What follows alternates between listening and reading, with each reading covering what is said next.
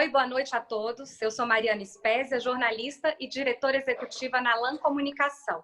Hoje temos mais uma edição dos RG em Casa. Nosso anfitrião, Bruno Lino, é sócio e diretor das RG e lidera as práticas de consumo e varejo na empresa aqui no Brasil. As RG é uma empresa global de Executive Search e aqui conosco estão Adalberto Santos, CFO, diretor de RI e membro do board da Marisa, maior rede de moda feminina e lingerie do Brasil. Marca que, ao longo de 70 anos de experiência, construiu uma forte relação de cumplicidade e intimidade com as mulheres, conhecendo e acompanhando suas necessidades e anseios. E também Leonardo Dibbe, CFO da Balduco, empresa que dispensa apresentações, pois todo mundo conhece os panetones e chocotones e outros deliciosos produtos da Balduco. Mas a empresa tem 70 anos de atuação e a maior produtora de alimentos forneados do país, com capacidade para produzir mais de 300 mil toneladas anualmente. Eu queria lembrar que, ao final da nossa conversa, a gente vai abrir para perguntas para quem está nos assistindo. Bem-vindo, Adalberto. Bem-vindo, Leonardo. Bem-vindo, Bruno. Olá a todos e obrigada por estarem aí na nossa plateia virtual. Primeiro, eu gostaria que vocês se apresentassem para quem nos assiste e contassem um pouquinho, por favor, da experiência profissional de vocês e como que está sendo a vida pessoal para a gente entender mais à frente como que vocês estão conciliando as atividades profissionais e domésticas nesses tempos de isolamento social. Leonardo, vamos começar com você, por favor? Vamos sim, Mariana. Primeiro, eu queria agradecer aí pelo convite. Acho que esse tipo de iniciativa, né, de troca de experiência e conhecimento, é uma coisa que potencializou aí com essa situação que a gente está vivendo e é uma das coisas boas que vão ficar, né? Então, parabéns pela iniciativa e obrigado pelo convite. Como você falou, você pediu para falar um pouco sobre vida pessoal e profissional, então deixa eu começar do começo. Eu costumo falar que eu sou baianeiro, né? Mineiro de nascença, baiano de coração, paulista de profissão. Nasci em Belo Horizonte, me mudei logo cedo para Salvador, depois retornei para Belo Horizonte para fazer faculdade, me formei em engenharia elétrica e logo vim para São Paulo, onde iniciei minha carreira. Iniciei minha carreira há 20 e poucos anos atrás, 25 anos atrás quase, como trainee na Unilever, e lá passei 11 anos, né, e tive a felicidade de passar por basicamente todas as operações da Unilever no Brasil. Tive um tempo fora também, em Londres e em Rotterdam. Saí da Unilever já como diretor financeiro de uma das unidades, e aí aceitei o convite para liderar a parte de planejamento financeiro e estratégico da PepsiCo do Brasil. Passei lá há alguns anos e aí depois recebi um convite da editora Globo para participar de um processo de transformação digital que a empresa estava passando e tinha toda uma agenda importante de reestruturação financeira por detrás disso também. Por fim, antes da Balduco, recebi um convite também irrecusável da Netshoes para participar de toda daquela transformação que a empresa estava passando, né, surfando a onda do e-commerce. E foram 5 anos lá no mundo digital, onde muitas coisas fizemos uma abertura de capital, e agora, recentemente, em 2018, recebi um convite da Balduco para participar aí de uma série de transformações que também estamos realizando lá. Balduco já era um namoro antigo, né, que eu tinha, já há muito tempo já tinha relação com os donos, e casou nesse momento com o momento que eles estão vivendo. Sou casado, tenho 45 anos, 2 filhas lindas, sou um músico frustrado, né, nas horas vagas tento conciliar um pouquinho da música com as crianças também. E é isso, um pouco da minha história em poucos minutos. Obrigado pelo convite. Que bacana. Obrigada, Leonardo. Adalberto, por favor. Então, minha história também é bastante simples. Eu nasci lá perto do Leonardo, nasci em Goiás, em Goiânia, e me formei em economia, mas desenvolvi a maior parte da minha carreira em Brasília, num grupo empresarial de lá, denominado Brasal. É um grupo que tem várias operações em diferentes segmentos. E eu entrei no grupo pela Coca-Cola como controller.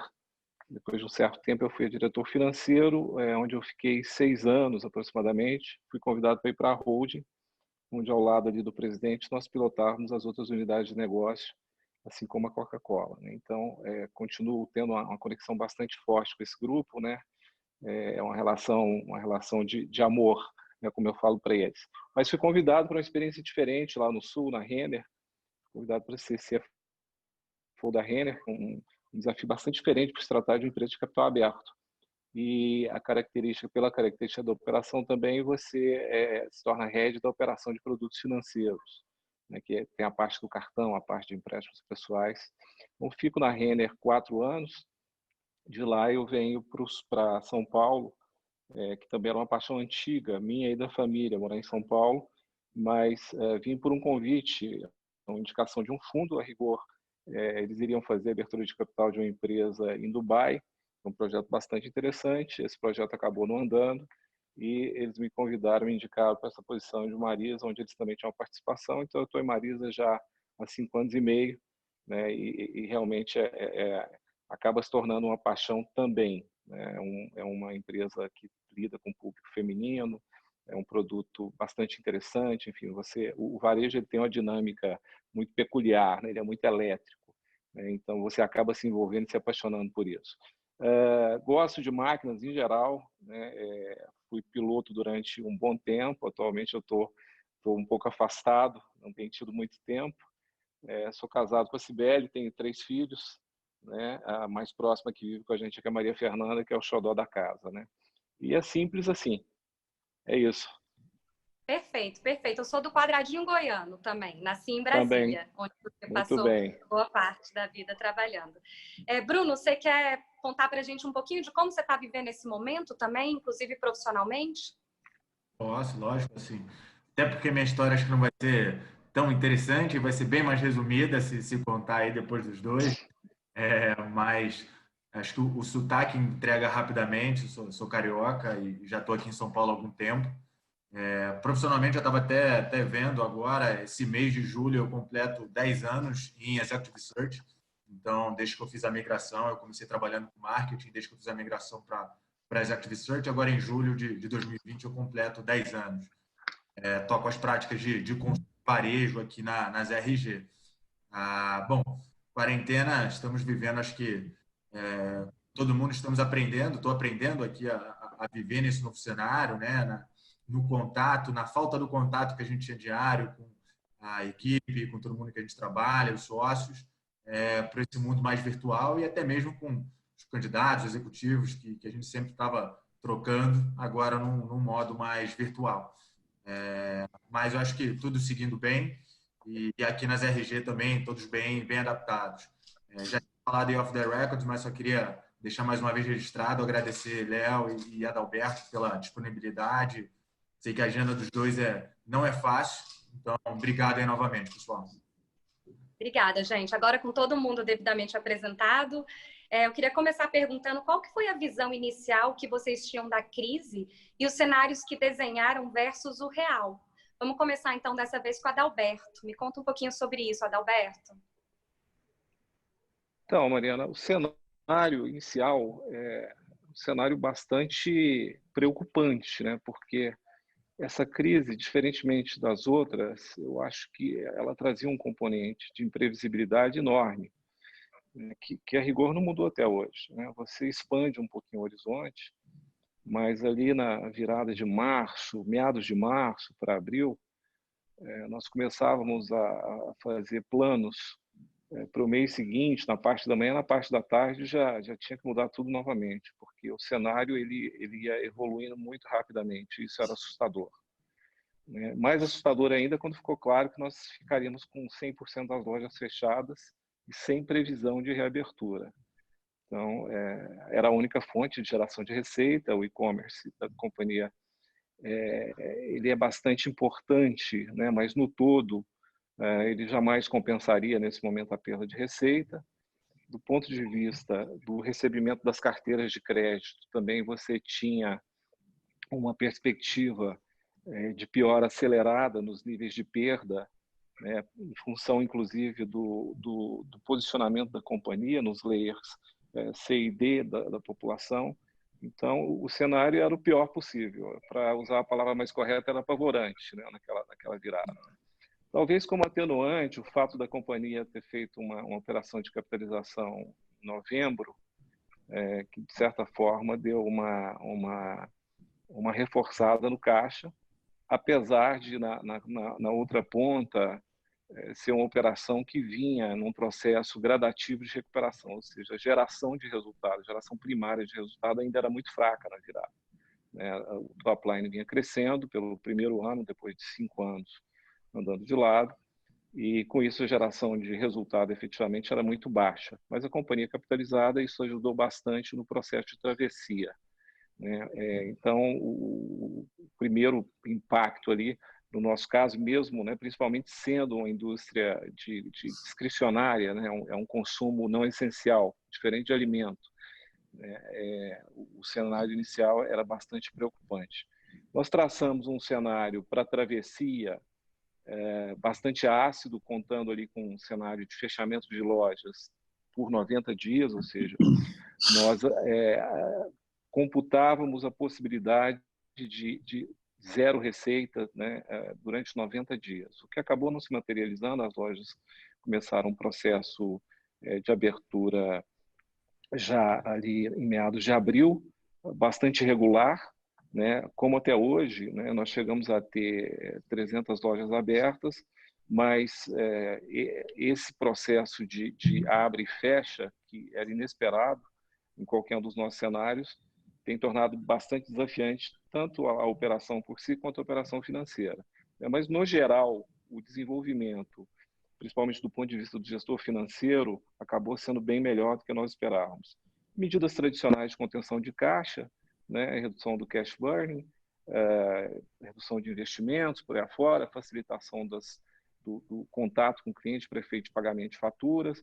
Isso acabou resultando num período de travessia, que era o período que as lojas estavam fechadas, bem melhor do que o esperado, e na retomada também. Quando nós simulamos cenários para daqui para o final do ano, a situação é bem melhor do que se via lá atrás. Mas, de uma forma resumida, um baixíssimo grau de visibilidade na abertura, e aos poucos esse horizonte ele vai se expandindo gradativamente. Eu acho que se alguém tentar adivinhar o que vai ser dos mercados ao final do ano, todo mundo, de certa forma, está fazendo um exercício de futurologia, dependendo da indústria principalmente. Mas, aos poucos, vai se expandindo. Nós não sabemos exatamente como é que vai ser o mundo daqui a 6 meses, quais vão ser as mudanças que efetivamente vão afetar de forma definitiva o comportamento do consumidor. Mas, aos poucos, as coisas vão voltando a normal, ao que se pode chamar de nova normal. E do ponto de vista da gestão financeira, um pouco melhor do que nós esperávamos. Ai, que bom, que bom. Isso é uma boa notícia. E para você, Leonardo Nabalduca, como é que vocês pensaram, tinham essa visão da crise e os cenários que vocês desenharam versus o real, o que está acontecendo? Olha, eu acho que os exemplos aqui são bons, porque eles vão retratar talvez 2 extremos. O Adalberto vivenciando um cenário caótico, essa é a palavra, e, por um outro lado, empresas de alimento vivendo uma outra realidade. Então, deixa eu trazer um pouco da nossa situação. Acho que, no momento que as coisas começaram realmente se caracterizar como uma pandemia, acho que a nossa grande preocupação no início era de continuidade das operações, principalmente das operações fabris. Uma vez que a gente tinha que guardar todos os nossos colaboradores, manter produção e garantir toda a cadeia de fornecimento. Então, acho que a grande incerteza no início veio daí, uma vez que, de certa forma, a visão no horizonte, sabendo que a gente é uma empresa de alimento, ela era um pouco mais, vamos dizer, previsível do que a situação que o Adalberto comentou. Então, acho que a gente iniciou aí logo de imediato ações muito fortes na garantia de condições de trabalho, de segurança, de proteção, de redução e mitigação de risco de contágio, e foi uma operação muito bem sucedida. Ao mesmo tempo, a gente entrou em contato com todos os nossos fornecedores para assegurar ou para reforçar medidas mútuas aí de segurança no fornecimento de matérias-primas, né, para a cadeia de produção. Então, eu acho que essa foi a primeira ação e o primeiro horizonte de incertezas. É fato que, logo no início da pandemia, houve uma corrida enorme aos supermercados, o que potencializou muito o sell-out dos nossos produtos, o que, de certa forma, também nos trouxe um pouco mais vamos dizer, de segurança nesse momento, e a gente viu a continuidade disso, né? A gente está numa cadeia de alimentos, uma marca conhecida, uma marca tradicional. A tendência hoje de consumo em casa favorece os nossos produtos, e realmente a forma como hoje é feita a compra, o consumidor já entra no supermercado já pensando em sair. Então, ele vai certeiro onde ele quer, e nesse momento isso é bom, porque marcas fortes, marcas de tradição, têm mais vantagem nesse momento. Verdade. Eu acho que talvez a nossa grande, trazendo e compartilhando aqui para vocês, a nossa grande preocupação no início da pandemia foi, em paralelo com uma iniciativa que nós estávamos tocando internamente e que parecia bastante arriscado implementá-la dentro desse ambiente. Mas, no final, deu tudo certo. Estou falando da implementação de SAP. Para os que conhecem, para os financeiros que conhecem, nós viramos a plataforma para o SAP no dia 1º de abril, ou seja, no meio da loucura, né? Tivemos que fazer uma implementação em bases remota, né? Porque o nosso escritório, a gente colocou todo mundo em trabalho remoto, as fábricas não. O escritório, que é onde a grande parte do projeto estava concentrado, teve que todo mundo ir para casa, junto com as consultorias que estavam nos suportando. Então, foi um desafio interessante. Foi a primeira, eu acho, na história, a implementação remota de uma plataforma SAP, e no final correu muito bem, né? Até porque eu acho que todos estamos vendo que a tecnologia de trabalho remoto, ela é muito eficiente, ela é muito dinâmica, né? E, enfim, no final foi super positivo. Então, terminando, né? Eu acho que a visão nossa foi um pouco mais controlada do que o Adalberto está vivendo e viveu. Não obstante, a gente também tomou todas as medidas de proteção, sejam elas em termos de redução de cash burn, de captação de linhas de crédito para criar mais segurança em termos de divisão de caixa, uma vez que ninguém tinha uma certeza de como seria o consumo no futuro. Enfim, atuamos de forma prudente aí, visualizando um cenário mais difícil, o que no nosso segmento não se caracterizou ainda, espero que não se caracterize. Perfeito, perfeito, Léo, obrigada. A gente tem duas situações, né, bem diferentes, mas todas com bastante mudanças. E aí eu pergunto para o Bruno, que é especialista nas RG, nas práticas de consumo e varejo, o que você tem visto, Bruno? Você quer comentar essas duas mudanças que as duas empresas viveram e estão vivendo agora nesse momento? Não, sim, eu acho que e acho que fico alinhado com os dois, apesar de serem empresas que viveram situações diferentes pelos seus segmentos. Acho que quando a gente olha o mercado como um todo, e naquele final de março, início de abril, quando a gente começou a ter contato com as empresas, entender o que era um pouco da expectativa, o primeiro momento foi de uma expectativa realmente prejudicada, né? De um cenário de, acho que muitos outros varejistas, como a Marisa, tentaram um cenário de 90 dias sem faturamento, praticamente, de lojas fechadas, e de um aumento, às vezes, de consumo para itens essenciais no início, mas que depois isso se estagnaria por causa os consumidores iriam estocar os produtos. Eu acho que, sem dúvida nenhuma, foram 3 meses complicados, e eu acho que as empresas, corretamente, lógico, ficaram muito focadas nesses 2 meses e meio, 3, numa agenda de curto prazo, numa agenda de você apagar os incêndios do dia a dia, que eram causados por um cenário totalmente desconhecido, né? E o que a gente começou a sentir a partir de junho é que, passado um pouco esse período, talvez, enfim, crises e, na verdade, de problemas que antes eram desconhecidos, agora os problemas eles ainda estão aí, mas são problemas que as empresas já começaram a aprender a gerenciar. A gente está voltando a olhar um pouco para planejamento, né? O que eu brinco é que eu vi de muitas empresas no início disso tudo era falar, vamos esperar isso tudo passar e a gente retoma o projeto, a gente retoma essa conversa. E o que eu acho que está sendo entendido por todos agora é que isso tudo passar, como acho que o Adalberto falou, é um exercício de futurologia, né? A gente não sabe quando exatamente isso tudo vai passar, o que é isso tudo passar, né? Uma vacina que vai surgir e disponível para 7 bilhões de pessoas. Então, acho que é um momento agora em que as empresas estão entendendo que talvez esperar tudo isso passar seja muito caro, ou seja, muito oneroso para o negócio, porque não se sabe exatamente qual a extensão disso tudo. Então, sim, acho que o início da pandemia ele foi muito duro, principalmente nas projeções, e porque era um cenário de total incerteza, de problemas que as empresas não estavam acostumadas a trabalhar.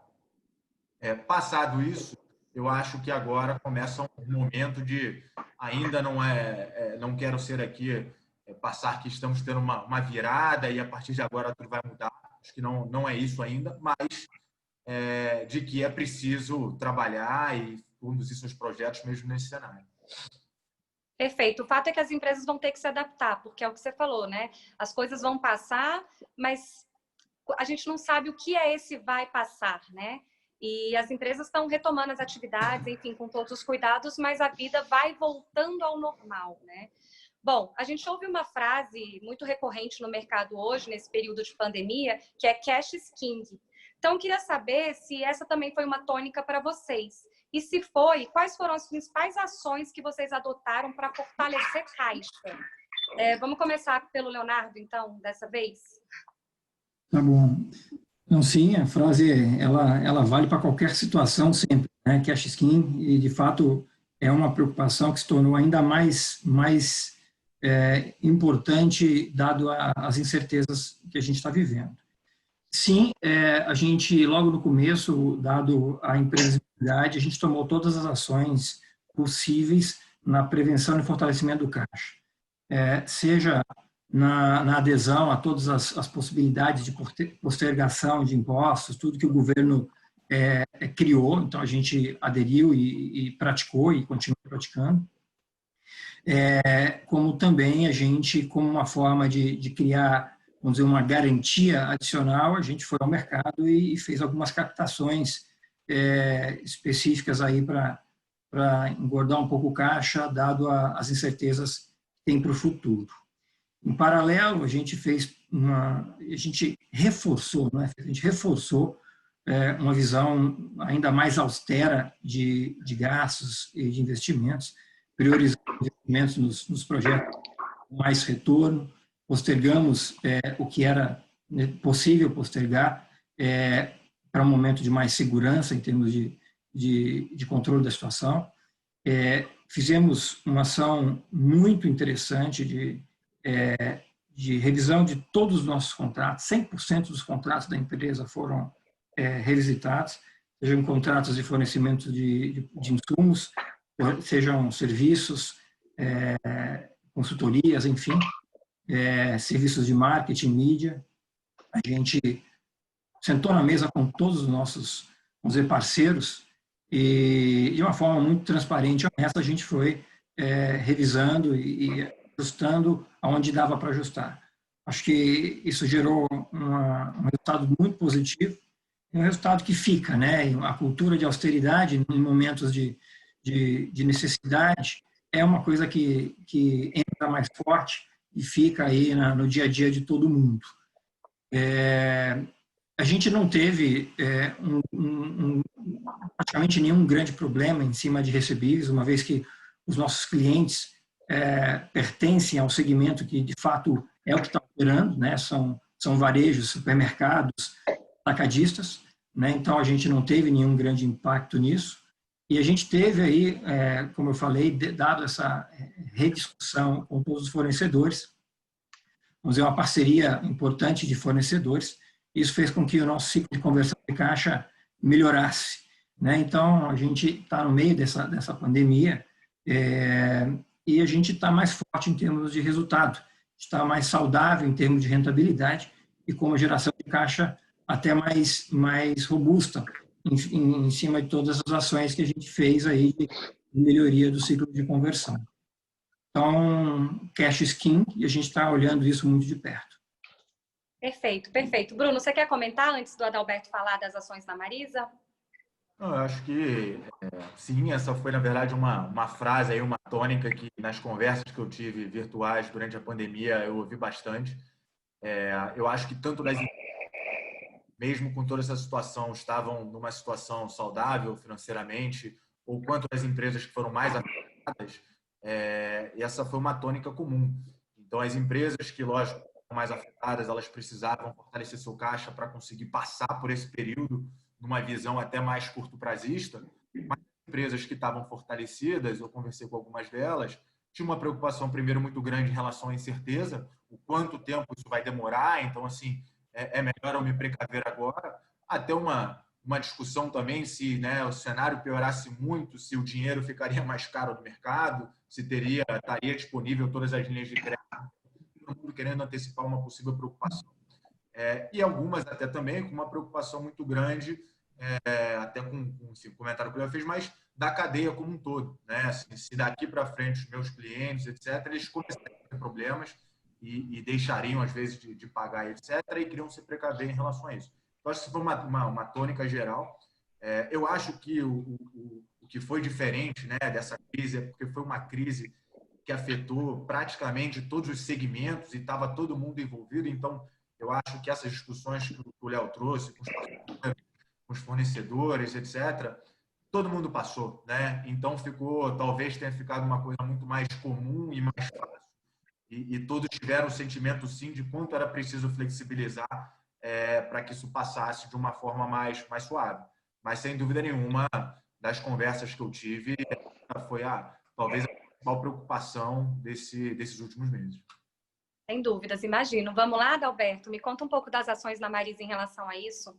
Vamos lá. Então, para uma empresa que teve a sua fonte primária de receita praticamente zerada, né, o cash é mais do que nunca o rei, né? Mais do que nunca. Então, realmente uma preocupação muito grande. O fato de ter virado o ano com caixa reforçado em função do follow não ajudou bastante, mas independentemente disso, a companhia tomou medidas muito duras, né? Tanto para facilitar as entradas de caixa, né, criando mecanismos. Só um minutinho, pessoal. Tem um imprevisto aqui. Tudo bem.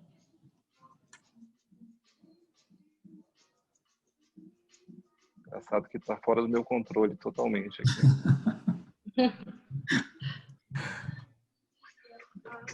Alguma coisa aconteceu. Não, fica tranquilo.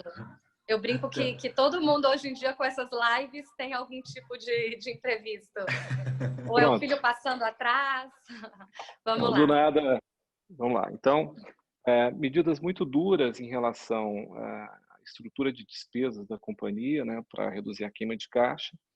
Medidas para facilitar o acesso dos clientes aos canais de pagamento, né, mais de 50% dos clientes da Marisa e da estrutura da financeira, né, nós temos um mini banco ali na nossa operação, né, uma financeira.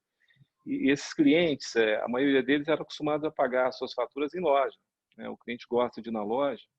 Voltou aqui, pessoal, fantasma do som aqui. Pronto.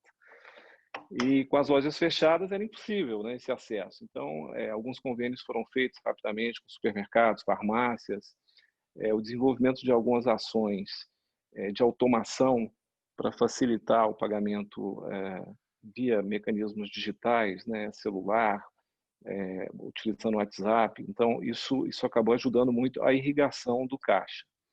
Tanto que as projeções iniciais de recebimento, né, quando comparadas tanto com o ano anterior quanto com o que a gente tinha para esse período de lockdown, o que se realizou posteriormente se mostrou muito melhor, né, provavelmente em função dessas ações. Ações também de negociação antecipada para os clientes que com propensão maior para atraso, coisas desse tipo também foram feitas. Nós temos uma área de gestão de risco bastante sofisticada na empresa. Efetivamente é um mini banco, né? Então, tanto facilitar a irrigação do caixa quanto reduzir a queima, né? E para reduzir a queima, postergação de investimentos, mas também essa negociação que o Leonardo fez com os fornecedores de uma forma muito cuidadosa, porque os fornecedores nesse segmento eles são em sua maioria pequenas empresas, né? Pequenas empresas em que a produção, a atividade fim, né, acaba sendo uma expertise familiar que vai passando de geração para geração. Geralmente empresas pequenas, de pequeno porte, familiares e com um baixo nível de reserva financeira. Então, não adianta você proteger a companhia se você não protege esse conjunto de fornecedores. Então, todas as iniciativas que foram tomadas desde o começo eram no sentido, ok, vamos proteger o nosso caixa, mas de alguma forma nós temos que proteger esse fornecedor, mesmo tendo que fazer uma reprogramação integral de carteira, né? O estoque no varejo de moda, nós costumamos dizer que ele é tão perecível quanto o peixe, né? Porque você vive de estações. Né? As estações elas têm tempo certo de chegar na loja e de serem vendidas. Se ela chega na loja e não é vendida, né? Se está com a loja fechada, ela simplesmente vai apodrecendo. Então, realmente é um desafio enorme você lidar com essa situação de capital de giro, né? Principalmente estoque nessa situação, mas conseguimos avançar bem nesse ponto. Então, reduzimos a queima, garantimos a entrada, fizemos algumas captações, e aqui é interessante notar que o sistema ficou todo muito pressionado, né? Porque as empresas, em sua maioria, inclusive grandes conglomerados, foram aos bancos, né? A informação que a gente tem é que o nível de demanda chegou a 20 vezes o que seria em épocas normais. E as mesas de crédito dos bancos não tinham como lidar com isso, como priorizar isso. Então, o sistema todo ficou muito demandado, muito pressionado. As primeiras semanas ali realmente foram muito difíceis. Então, com essas captações e com as contenções que foram feitas, conseguimos atravessar, fechamos junho com a condição de caixa absolutamente melhor do que nós tínhamos previsto, o que garante a retomada, né? Porque, dado o ciclo de giro, né, de capital de giro do negócio, quando você tem uma redução, uma parada súbita das vendas, você vai desalocando capital de giro, você vai liberando capital. Quando você retoma as vendas, você tem que realocar. Então, estar preparado para a retomada também era o segundo desafio. É exatamente o momento que nós estamos vivendo agora, e até o momento com alguma tranquilidade. Perfeito, é o desafio do momento, sem dúvidas. Agora, Bruno, vou fazer uma pergunta para você, que você vai trazer visões de outros CFOs também, enfim, outras empresas, né, dentro das práticas que você trabalha, enfim. Nesses momentos de pandemia, esses períodos de crise, na verdade, né, os CFOs, eles acabam tendo que gerenciar muitas vezes as preocupações dos acionistas e também do mercado. Então, nas suas conversas com esses executivos de finanças, assim, quais foram as principais preocupações que você observou? Tá bom. Eu costumo, enfim, na verdade, dizer, nos projetos que a gente acaba fazendo aqui de CFOs e as conversas que a gente tem, o CFO é uma função e é um executivo que ele está, ao mesmo tempo, olhando para o momento, né? Olhando para o agora, para o curto prazo, para o caixa, para o resultado, mas tendo a capacidade de estar sempre olhando para frente ao mesmo tempo, né? Planejando. Porque você precisa ter, lógico, uma operação saudável hoje, mas as suas ações de hoje elas vão impactar no seu planejamento de alguns anos. Então, é sempre uma dualidade que eu acho que o CFO vive, e o bom CFO, eu acho que dentro de todo esse cenário consegue conduzir os dois extremos bem. Nesses momentos de crise, e aí nas conversas que eu tive recentemente, sem dúvida nenhuma, principalmente quando você pensa em acionista, ou então de mercado, quando você tem uma empresa com Marisa de capital aberto, a grande preocupação ela volta totalmente para o curto prazo, né? Se as empresas elas vão pelo menos conseguir seguir com as suas obrigações agora, e obviamente numa visão de médio prazo, o quanto isso vai se sustentar. O que eu tenho sentido, o que eu senti, ouvi aí de alguns CFOs, era a preocupação das ações que se tomariam agora de curto prazo para poder conter isso, o quanto isso afetaria a sustentação do negócio lá na frente, né? Seja de cortes, não sei, em áreas que fossem estratégicas. Eu ouvi de um CFO a preocupação dele de alguns cortes que poderiam impactar até alguns pontos de governança do negócio e que, na visão dele, isso dificultaria ele buscar linha de crédito daqui a alguns meses. Então, assim, de como fazer muito bem esse pêndulo das ações, sim, que você tem que tomar agora, mas que sejam sustentáveis para daqui a algum tempo, né? Acho que talvez parecido com o que o Adalberto trouxe na cadeia Teixo, de que você precisa, assim, ter um alinhamento com os fornecedores, porque senão daqui para frente eles não vão conseguir também mais entregar para você. Perfeito, perfeito. Seguindo ainda essa linha de raciocínio, nesses momentos de escassez de recursos e pressão por resultados, né, algumas áreas ficam meio tensionadas e o financeiro tem um papel de mediador. Então, eu queria saber de você, Leonardo, na sua visão, isso aconteceu dentro da Balduco? Como que foi lidar com essas questões de tensão entre as áreas? Comercial, operações? Não, isso não aconteceu por alguns fatores. Trazendo um pouco do histórico que eu coloquei, eu acho que a gente, passado o susto inicial e o alinhamento e a garantia da continuidade e proteção de caixa, que a gente, logo de cara, a gente teve que garantir, a visão do todo o time era na continuidade da execução dos planos estratégicos que a gente tinha definido. E a gente está a todo vapor nisso.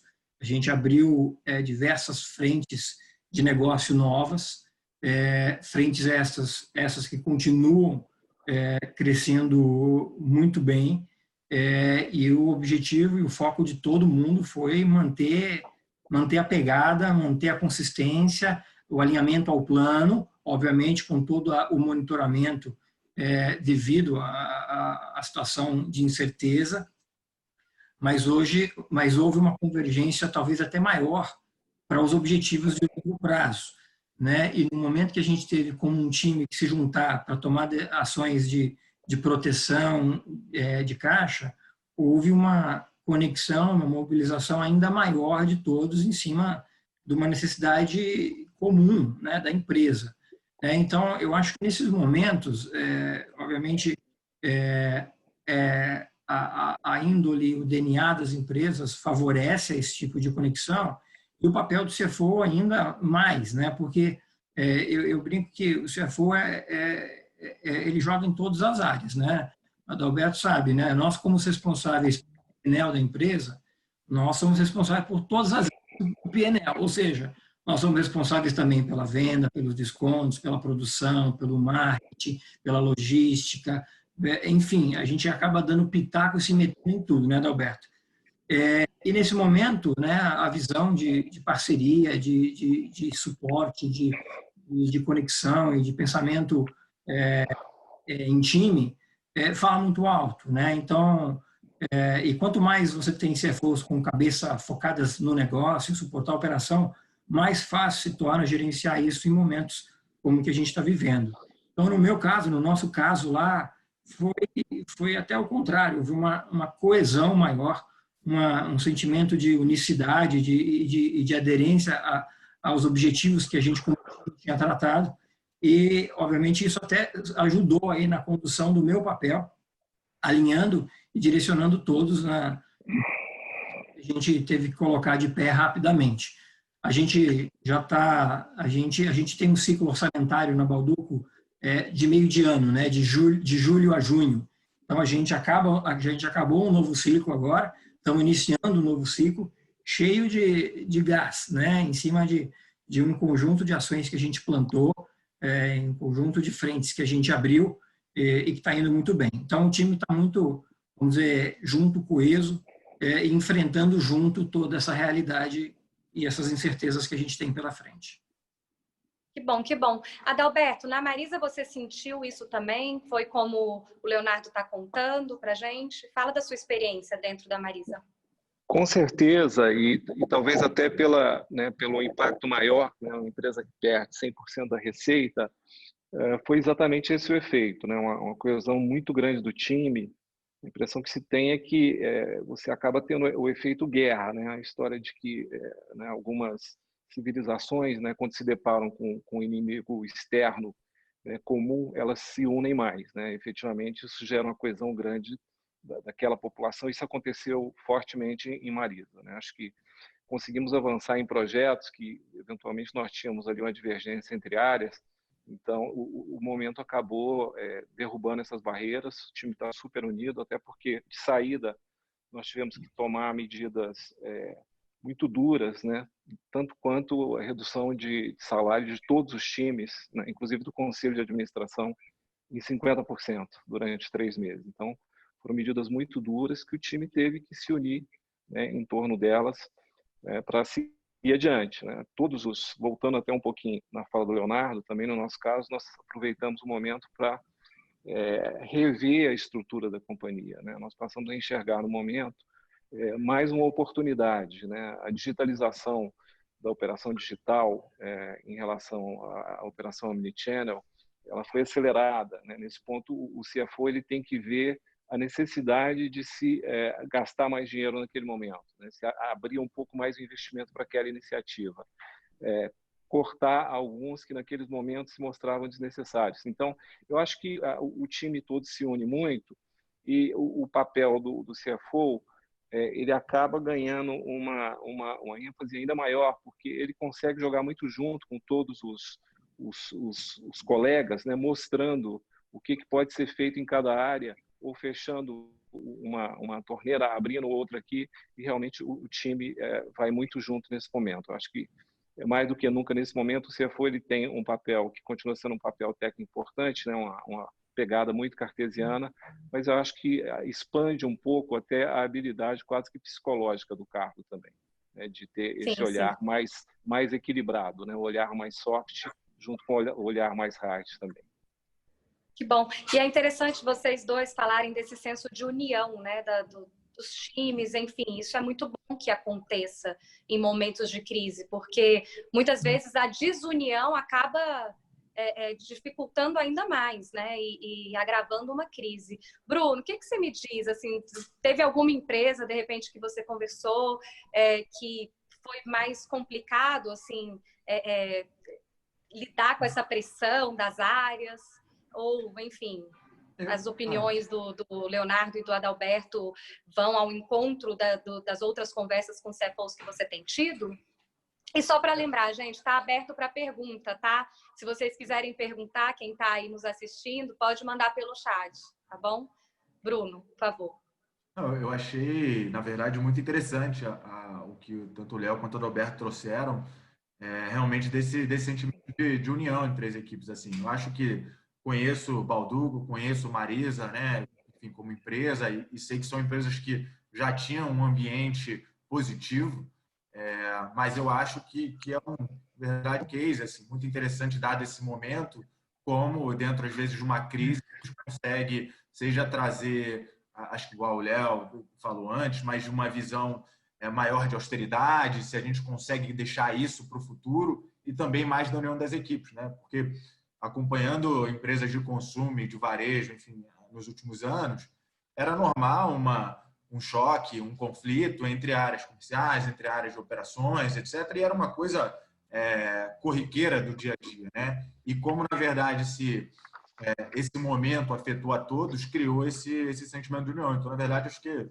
é muito bacana, é muito interessante a visão que os dois trouxeram, e até fica aqui de reflexão, até para, enfim, depois a gente conversar com outras empresas, mercados também, mas se isso foi uma tendência do que aconteceu, porque eu acho que depois de tantas coisas ruins que a gente viveu, etc., ter uma visão que algo positivo gerou, fica aí de interessante para todos nós. Tá ótimo.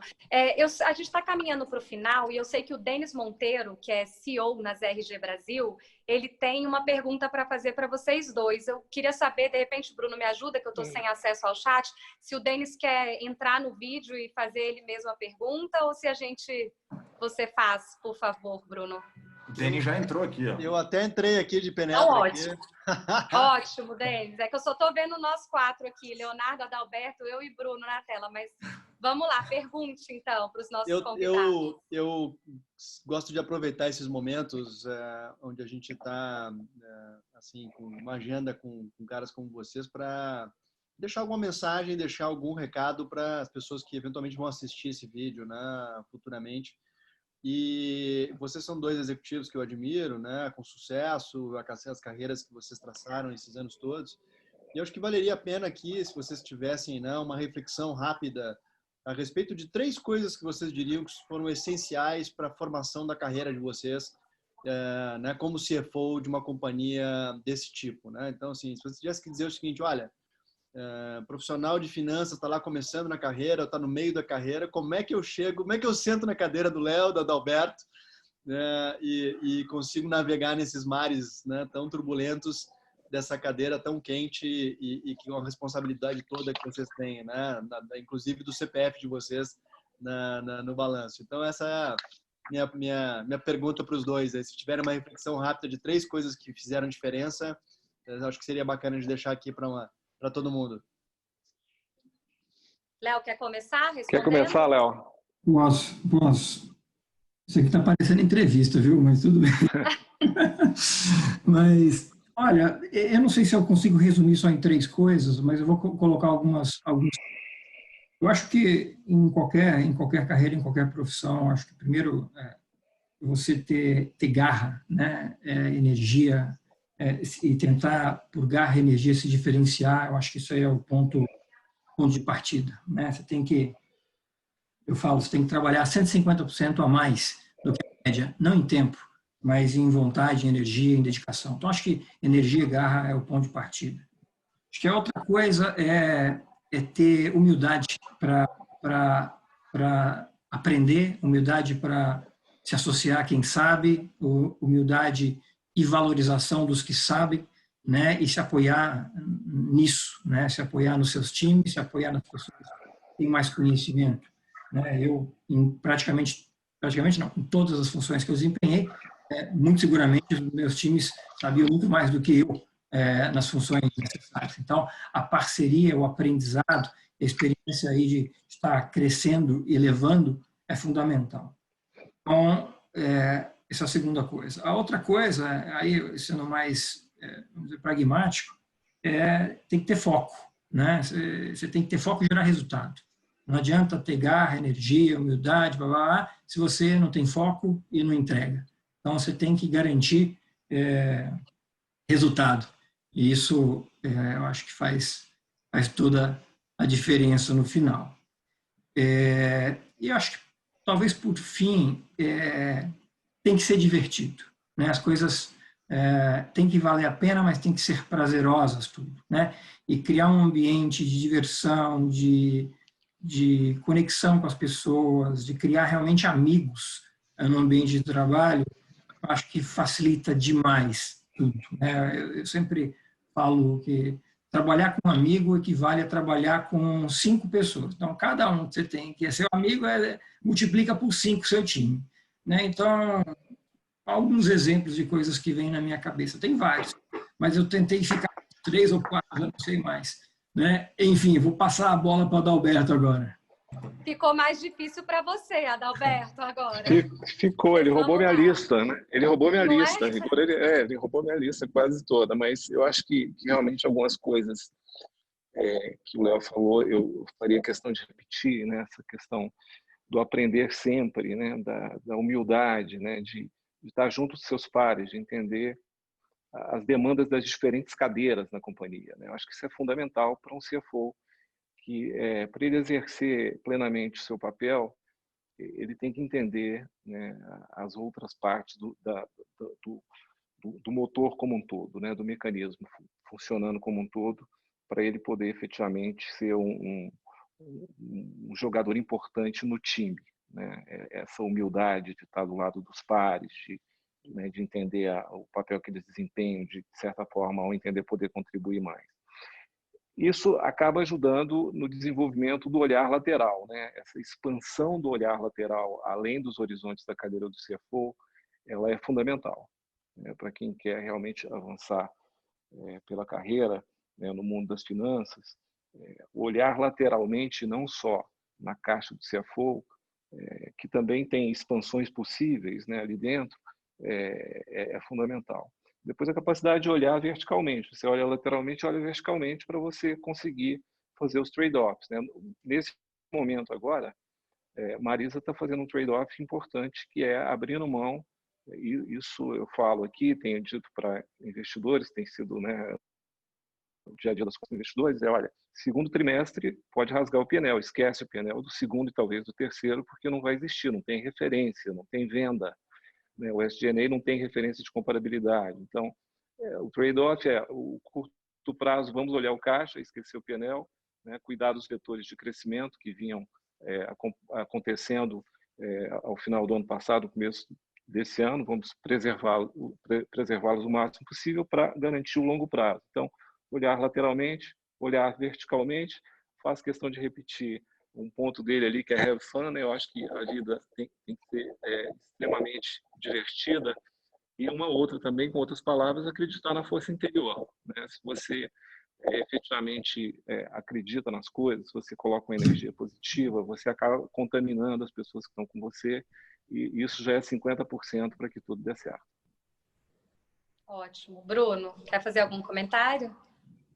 Não, acho que eu vou só agradecer a visão dos dois e, enfim, tomei nota aqui, bom que está sendo gravado, que utilizarei como referência até para executivos conversar e que me pedirem ideias, tá? Já tenho aí boas listas aí de boas referências, né? Ô, Bruno, queria que, para a gente fechar, né, a gente já está com quase 1 hora de bate-papo, você falasse um pouquinho para a gente do estudo que a ZRG desenvolveu, o ZRG Consumer 100 Index, né, que inclusive foi matéria no jornal Estado de São Paulo, e fala um pouquinho de retomada, de como que vai ser daqui para frente. Claro que a gente falou que muitas das coisas que a gente pode falar pode ser futurologia, mas claro que o estudo foi baseado em tendências. Então, conta para a gente um pouco desse estudo, Bruno, que eu acho que é uma mensagem boa para a gente deixar, né? Inclusive de otimismo. Sim, lógico. Na verdade, esse índice, né, que foi desenvolvido pela ZRG nos Estados Unidos, enfim, é um índice que tem um algoritmo por trás, que ele acompanha 100 grandes empresas de consumo ao redor do mundo, empresas essas de capital aberto e consumo, entendo aqui no sentido amplo, de indústrias de consumo, varejo, e-commerce, etc., ao redor do mundo, para acompanhar um pouco do que foram os resultados dessas empresas no período agora de Covid e tentar trazer algumas ideias em relação ao futuro, né? A verdade é que essas empresas, aí numa visão global, elas já vinham sofrendo em 2019 uma diminuição em cima do que era o crescimento. Então, as empresas de consumo, elas cresceram muito nos últimos 3, 4 anos, e apesar de ter crescido em 2019, já foi um índice abaixo do que foram os últimos anos. E, sem dúvida nenhuma, o primeiro quarter e esse primeiro período agora de 2020, que eles conseguiram analisar, foi o pior aí desde que o índice avalia, que eles pegaram, se não me engano, desde 2017 ou 2018. O que tem de positivo nisso é que, mesmo com um período de 2019, um primeiro trimestre de 2020, que não foi ainda tão positivo, 65% das empresas, mais ou menos, presentes no índice, elas continuaram gerando dividendos para os seus acionistas, né? Versus 80% antes da pandemia. Ou seja, a diminuição não foi tão grande, né? Não teve, lógico, você teve um impacto na quantidade de dividendos que gerou, mas a quantidade de companhias que continuou gerando dividendos, ela continuou acima dos seus 60%. E o que a análise traz, e aí sempre a gente aqui nas RG, a gente provoca assim, tentar fazer projeções e tentar criar análises, mas ainda muito suscetível a diversas variáveis de mercado, é que a expectativa é que o segundo quarto agora, esse que a gente acabou de passar em 2020, tenha sido o pior quarter desse período todo, né? E que daqui para frente se comece a ter uma retomada, entendendo novamente que o pior quarter foi esse agora. Então, a tendência daqui para frente é de trimestres melhores desse último que a gente está vivendo. Retomar aos padrões que as empresas tinham no pré-Covid, em 2019, a gente entende que isso vai se dar a partir do terceiro trimestre de 2021. Isso, lógico, ainda muito suscetível a uma vacina, a um novo normal que a gente vai conhecer, mas o que fica de positivo, pelo menos na análise, é que talvez o pior se tenha passado, que ainda teremos momentos difíceis pela frente, que não atingiremos nos próximos meses os resultados dos últimos anos, mas que agora é uma tendência um pouco de melhora, né? E aí não sei se se isso também bate um pouco com a visão tanto do Adalberto quanto do Léo. Adalberto, quer comentar? Se é uma pergunta, sim, a companhia trabalha com um retorno bastante gradual, né, de vendas, né, de top line, para o ano que vem, talvez, aí voltando próximo aos patamares do ano passado, para vocês terem uma ideia. Tá? Então, efetivamente, entendemos que o efeito, principalmente nas classes C e D, né, que é o foco principal de Marisa, em função de maior desemprego, perda de renda, deve ser bastante forte. Né? Então, com isso, a retomada dos níveis de atividade deve ser mais lento. O que não impede, né, de nós termos também uma crença em possibilidade de ganho de market share, porque é difícil para todo mundo. Né? Então, você acaba tendo uma abertura de uma janela de oportunidade e quem operar melhor, com certeza, também pode ter uma boa oportunidade de ganho de market share. Ótimo. Leonardo? No nosso caso, né, eu acho que os cenários e a visão, obviamente, depende muito aí da questão de renda e consumo, mas as nossas projeções, as nossas expectativas, a despeito de tudo, são positivas, uma vez que muitas tendências estão se solidificando, de certa forma, conectam e favorecem os nossos produtos, né? Seja porque são produtos de alimentação básica, seja porque nossa marca é forte, tendência de consumo em casa. Então, acho que de uma forma mais rápida, mais simples, a gente tem uma visão positiva para os próximos períodos. E, obviamente, como Deus é brasileiro, a gente sempre acredita que esse Natal vai ser o Natal, né? Eu acho que a expectativa é que esse grande medo, esse grande susto tenha se reduzido e as famílias se conectem ainda mais num momento de confraternização, um momento de necessidade até de conexão uns com os outros. E, nesse momento, Balduco é família, né? Balduco está ligado a isso, Natal é isso. Né? Então, a gente está com uma expectativa muito positiva, né, para o que vem pela frente. Então, tomara, né? E já faço minha venda aqui, meu merchan, né? Lembrem de Balduco no Natal, no café da manhã, no lanche das crianças, enfim. A gente criou aí uma possibilidade de estar presente em todas as ocasiões de consumo da família, né? Seja com pão, seja com a torrada, com cookies, com panetone, enfim, merchan feito. A expectativa nossa é positiva e que esse Natal seja o Natal. Perfeito, é o que a gente espera, é o que a gente espera. Bom, a gente, né, tá acabando a nossa conversa. Eu queria saber se vocês têm alguma coisa para falar, alguma consideração. Bruno, me ajuda com o chat aí. Tem alguém que queira perguntar mais alguma coisa para os nossos convidados? Não, na verdade, pessoal, agradecendo aqui e, enfim, reforçando a visão dos dois. Do meu lado, gostaria de agradecer de novo o Leonardo e o Adalberto pelo compartilhamento, na verdade, do que eles vivenciaram em ressentimento, pela disponibilidade, apesar de curto, uma horinha, respeitar a agenda de vocês também, mas foi muito produtivo. Obrigado. Obrigada, Leonardo. Obrigada, Adalberto, por terem participado, né, de mais essa edição do nosso ZRG em Casa. E é isso, gente. Se cuidem e que a gente tenha dias melhores pela frente. É o que todos nós estamos esperando para os mercados, para as lojas, para todos os segmentos, né? Afinal, todo mundo é impactado e a gente quer sair dessa muito melhor do que a gente entrou. Então, muito obrigada. Obrigada a todo mundo que está assistindo também. Um abraço a todos. Igualmente. Obrigado, Léo, Denis. Obrigado, Adalberto. Bruno. Tudo de bom. Obrigado, pessoal. Obrigado, pessoal.